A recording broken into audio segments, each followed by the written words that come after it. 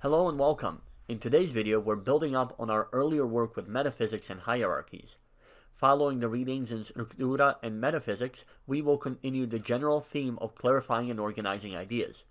Today's reading assignments were Holons from Arthur Koestler's Ghost in the Machine and a short video on Lobsters by Dr. Peterson. The first reading, Holons, argues that hierarchies are the basis of life, and then this is demonstrated through several examples including biology and social organizations. Hierarchies are complex and layered systems made up of numerous pieces and sub-organizations, which all have their own little sub-hierarchies and goals. But all those parts are working together to achieve the goal of the hierarchy, whatever that goal happens to be. Now, each part acts as an independent whole, but it also needs to play a part in the greater scheme of the system. The key point is that without a hierarchy to organize parts and systems into coherent, independent units, the system becomes unstable. If all you have is a giant pillar of unconnected pieces, just sort of stacked on each other like Jenga, any disturbance will collapse the whole thing. Think of a sports team.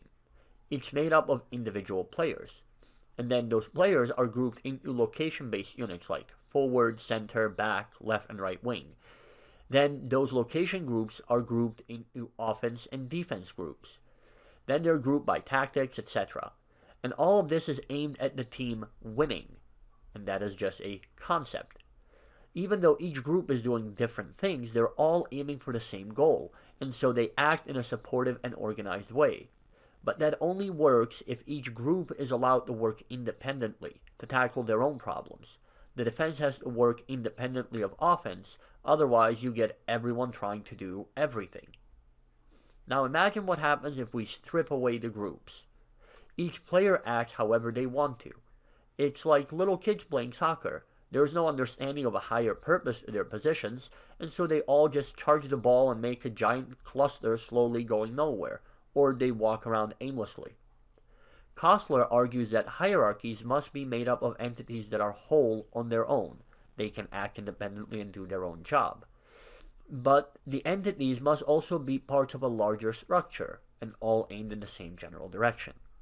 In other words, he argues that nothing is entirely whole or entirely part. Instead, everything is both whole and part depending on how we look at it. This is the idea of the term holon that Koestler introduces. Let's look at this idea from the perspective of you as an individual. You are a whole person. You have your own goals, aims, system of functioning, etc. But from the perspective of society, you are one part out of very many, and you play a part in very many sub-hierarchies of that society. In your family, you are one out of several members, and you likely play several roles in different family-based hierarchies. In your neighborhood, you are one out of many, and again, there are a bunch of different hierarchies in which you participate. In the greater Chicagoland area, you are one out of 9.5 million people. In school, you are one out of 5,000, and so on. You play a number of parts in a series of systems, all of which are themselves parts of an even greater whole, namely your society. So you are a whole as an individual, but also part of many other wholes. Going in the other direction, while you are a whole person, you're also a grouping of other wholes. You're made up of organ systems, digestive, respiratory, immune, waste management, etc. Each of those systems is a whole, even though it's also only a part of you, and each of those wholes is made up of other parts. Your waste management, for example, includes your kidneys.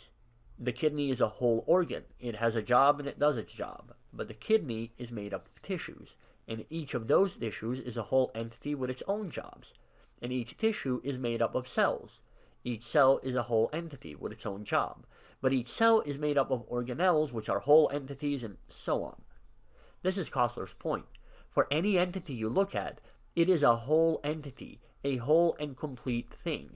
But if you look up, you find that this whole is just part of some larger whole. And if you look down, you find out that this whole is made up of other wholes. Thus, he uses the term holon, meaning whole part, because calling anything just a whole or just a part is not really accurate, because it is always both. The way to get these holons arranged so that they actually work, which is how the entirety of nature and human society seems to function, is by hierarchical ordering. That way each whole acts as an independent unit, but also knows its place as a part, and each part is aimed in the direction of the whole. Each of these roles you play has a series of rules of conduct, communications, of functions to carry out, and must be able to function fairly independently. Otherwise, you would have to run all your decisions past a higher up, and at 35,000 decisions a day, that would take forever. This is the way in which you are whole. You are able to act autonomously. That means that each of these roles must have a set of fixed values by which it operates, and then flexible strategies to use to realize those values in a contextually complex and dynamic world. Therefore, even though it is a part of a larger whole, each part is, in fact, acting as a whole unto itself. The idea of fixed rules is that there are limits to what kinds of actions each independent group is allowed to do as part of any one hierarchy. If you're a salesperson at a store, you have to do a salesperson job. That's a fixed rule. You have to check out customers that come to your counter, you have to charge a listed price, you can't just give things away, etc. Flexible strategies are the freedom you have to do your job your way. If you've ever had to deal with customers, you've had to deal with people who are laid back, but also with Karens who want to see your manager, with people trying to nitpick over where the item was located and what that means for the price. You've had to deal with slow days and with crazy rush periods. And the best way to handle each of these things changes depending on the context of that day, that customer, and that product. So you get a lot of leeway to solve problems as you see fit, so long as you stay within the bounds of fixed rules. Each of these wholes, however, also must be an integrated part of the larger structure. That is, it must play its part in the hierarchy. While you're making most of those 35,000 decisions a day on your own, there are certain situations where you are required to get the green light from the next level up of the hierarchy. For example, as a kid, you were allowed to play on your own. But if your playing would have involved going over to a friend's house next door, you were required to notify your superiors, usually parents, and to get their permission. And this ensures that no part of the hierarchy goes rogue. As a simple visual here, think of a blank canvas that's already in a frame. You are allowed to paint whatever you want so long as you stay on the canvas. You are not allowed to paint the frame or outside the frame. The frame is fixed rules. The canvas and what you will paint on it is the flexible strategies. The two properties of Holons that Koestler notes are self-assertiveness and integration. The more self-assertive something is, the more independent it is, and the more it acts as a whole, and the less it acts as part of a larger system. The more integrated something is, the more dependent it is, and the more it acts as a part. The trick, and we covered this in the previous lecture on metaphysics, is balancing these two properties. Self-assertiveness relies on its own internal hierarchy to keep it stable.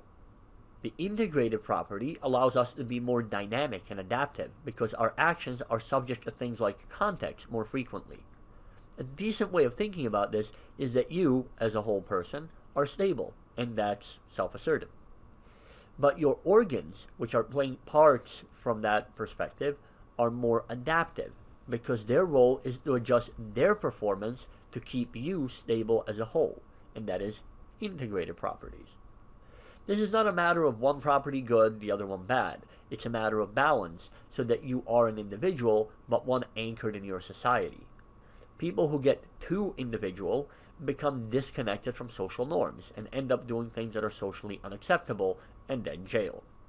People who get too integrated lose the ability to think and act for themselves.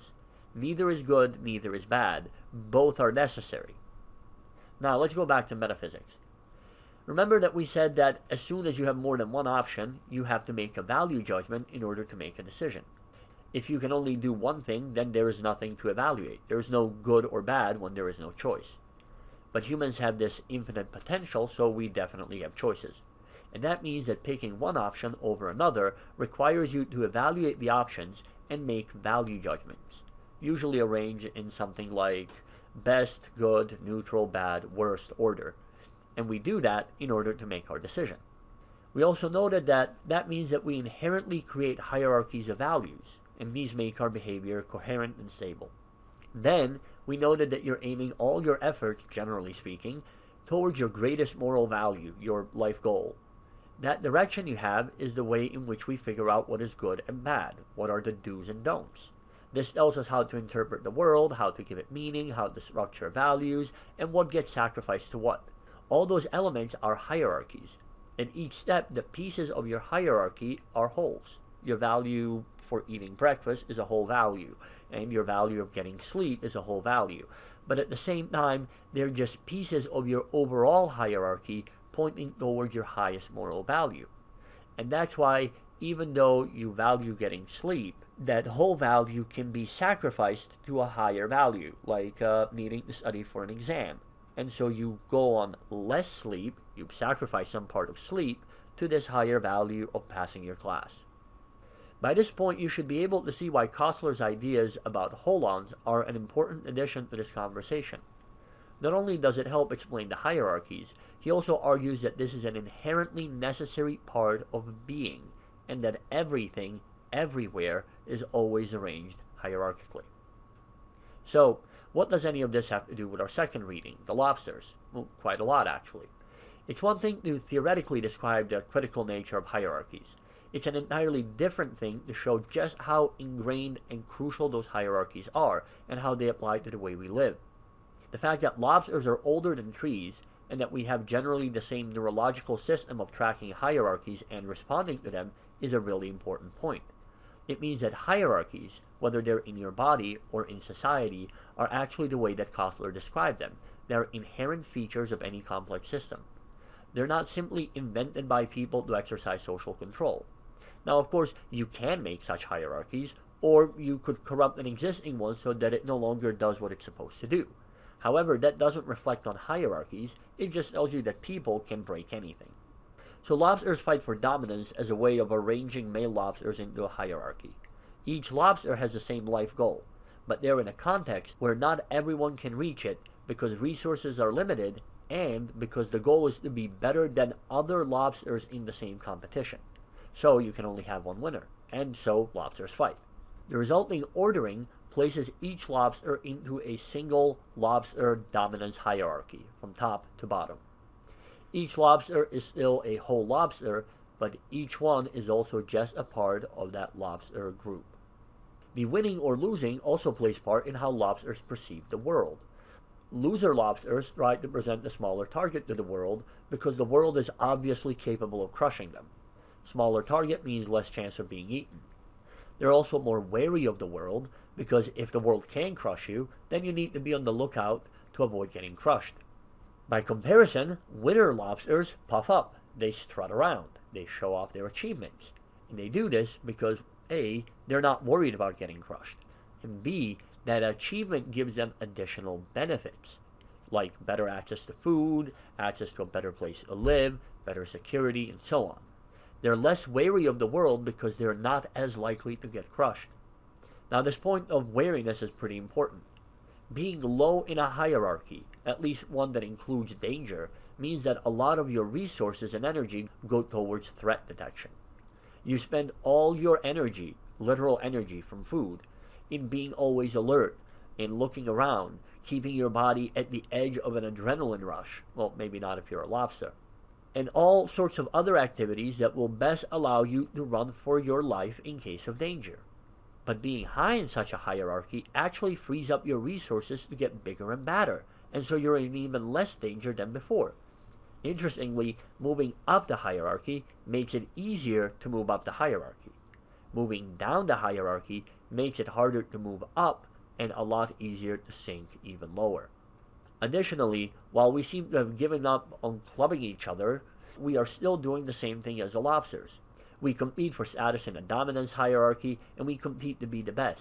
The winners get the best real estate, least risk, most security in terms of food, healthcare, etc., and they're biologically the most likely to ensure the survival of their offspring. 300 million years later, and the system is still the same. In terms of metaphysics, lobsters also tell us something interesting. Remember that metaphysics can be judged on internal and external coherence. Well, the external coherence is all about functionality. Does this system do what I want it to do? Well, since you're competing across different hierarchies, all the different relations and potentials you have, your life goal, the highest moral value, should give you the best chance of success across all those points. And success here is measured in terms of getting closer to your life goal. Your system should be functional across all the potentials that you're pursuing. And since you're in competition with others, you can actually see how your metaphysical functionality compares.